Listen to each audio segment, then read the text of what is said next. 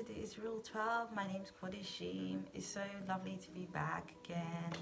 Another week has gone and it's now been a month since my channel. Praise be to the Lamb. So today I'm just going to speak, I'd say probably about various different things that haven't got completely to mind what I want to discuss, but I had made some notes and I'm definitely going to use some of what I've written and speak about in my video today. But I will say that I have been on a journey. I think I may have said in my other video about the Book of Enoch, which is the Book of Chanok. I had read all the books, all the chapters within the Book of Chanok, and praise be to the Lamb. It's been very filling and very understanding, and I've definitely taken and made a record of it in my mind, because it's definitely a powerful book, and a lot of people should definitely go and read the Book of Chanok. I personally I read it from the Sefer here. People say Sifa. That's where I read the word from, and that's where I get my knowledge and my understanding on top of the Ruach HaKodesh. So I am going to actually read a chapter within the Book of Chanok, and I pray that you be blessed with this word today, and happy Sabbath for those that did Sabbath, and who didn't, I welcome you. Hopefully one day to be part of as a Sabbath community, those that do Sabbath. So praise be to the Lamb. So I'm going to read Chanok. This will be Enoch 49, and the word says, "Wisdom is poured forth like water, and glory falls not before him forever and ever. For potent is he in all the secret of righteousness. But iniquity passes away like a shadow, and possesses not a fixed station. For the elect one stands before Yahuwah Tsevaoth, and his glory is forever and ever, and his power from generation to generation. With him dwells the Ruach Da'af v'Chokmah, the Ruach HaTorah, and Ruach Givorah. And the Ruach of those who sleep in righteousness, he shall judge secret things. Nor shall any be able to utter a single word before him. For the elect one is in the presence of Yahuwah Tsevaoth, according to his own pleasure." Praise be to the Lamb. That was a very fulfilling word that is there, and I feel honored to be able to sit and read y'all's word.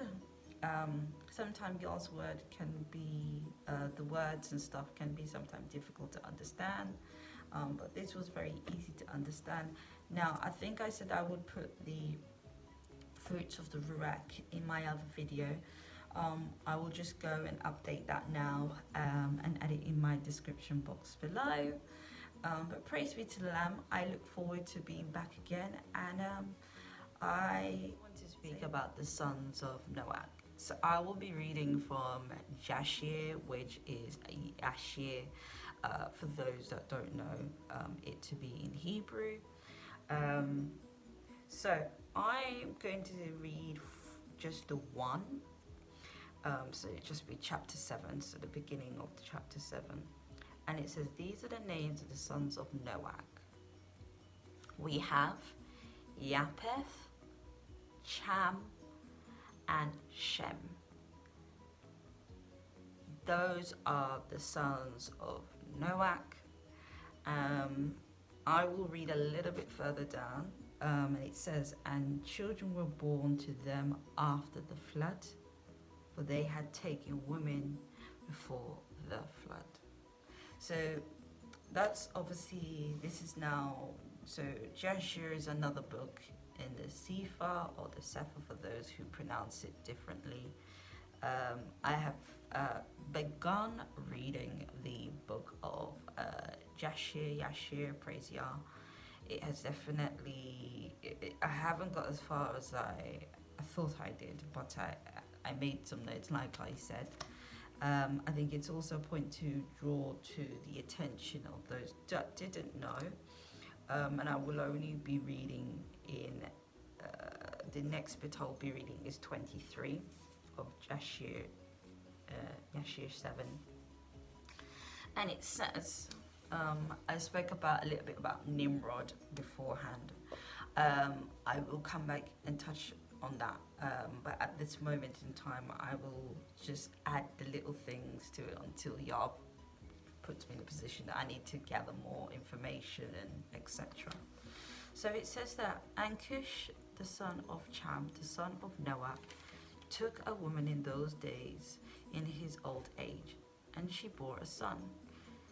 And they called his name Nimrod, saying, at that time the sons of men again began to rebel and transgress against Elohim. And the child grew up, and his father loved him exceedingly, for he was the son of his old age. Praise Yah. So you could see there were some great things within that, you know, the love and the excitement and the happiness and the joy. But Nimrod turned on Yah, and there is more history of that for me to read and for me to put out.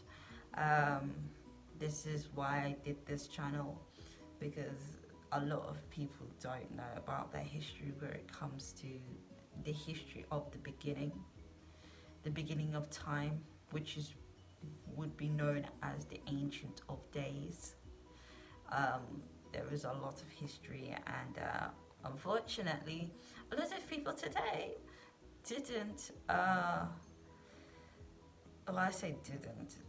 some had a choice, some doesn't have a choice, but for those that didn't have a choice, hopefully now will be your opportunity to understand more. And those that did have a choice, it's kind of selfish of you not to really kind of understand Yah's word. No, sorry, more, I would say yes, but more of like the history. Why don't you want to know the history? You know, I can't understand why people can just not understand that things happened beforehand, and don't you think it can happen again? There's just a lot of questions around it, and it's just kind of like really sad to just see that there's a lot of people that choose not to understand.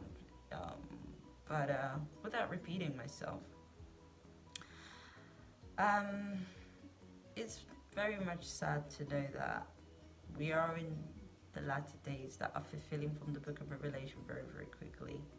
Obviously, things within the New Testament is fulfilling very quickly. We will not know the hour, we just will not know when Yah will come.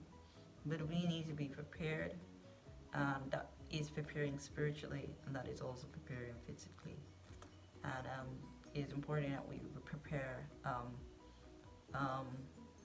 accordingly. So Ruach HaTorah, which is the spirit of instructions, is very important that we have that. Without the 7 root costs of Elohim, the 7 spirits of Yah, we're not able to, don't really like using this word, but manifest the correct words of what Yah wants us to do. So yeah, I will add some more things onto that, but without further ado, I will leave it at that. Thank you for watching. Shalom.